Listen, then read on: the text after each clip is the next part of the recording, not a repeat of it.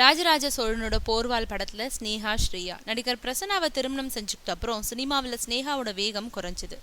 இப்போ நான் குடும்பஸ்திரி ஆயிட்டேன், அதனால என் இமேஜை கெடுக்காத வேஷங்களை மட்டுமே நடிப்பேன்னு அவங்க ஸ்டேட்மெண்ட் விட்டதுனால அவங்க வீட்டு பக்கம் போறதை டைரக்டர்கள் தவிர்த்தாங்க. ஆனா உன் சமையலறையில் படத்தை இயக்கி நடிச்சிருக்கும் பிரகாஷ்ராஜ் மட்டும் தன்னோட கதைக்கு ஒரு மெச்சூரிட்டியான கேரக்டர் தான் வேண்டும்ன்றதுனால ஸ்னேகாவை நடிக்க வச்சாரு.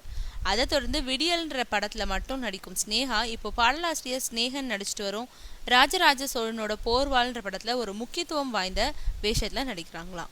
மேலும் 1100 வருஷங்களுக்கு முந்தைய காலத்து கதையில உருவாகும் இந்த படத்துல அந்த காலகட்டத்து பெண்மணியாகவே தன்னை முழுசா மாத்திக்கிட்டு ஸ்னேகா நடிக்கிறது மாதிரி சிவாஜி கேர்ள் ஸ்ரேயாவும் ஒரு வித்தியாசமான ரோல்ல நடிக்கிறாங்களாம். ஆரம்பத்துல கேரக்டர் ரோல்னதும் தயங்கிய இவங்க படத்தோட கதையை சொன்னதும் உடனே ஓகே சொல்லிட்டாங்களாம். இப்போ 25% படப்பிடிப்பு நடந்திருக்கும் நிலையில இந்த படத்தோட அடுத்த கட்ட படப்பிடிப்பு நடக்க இருக்கு.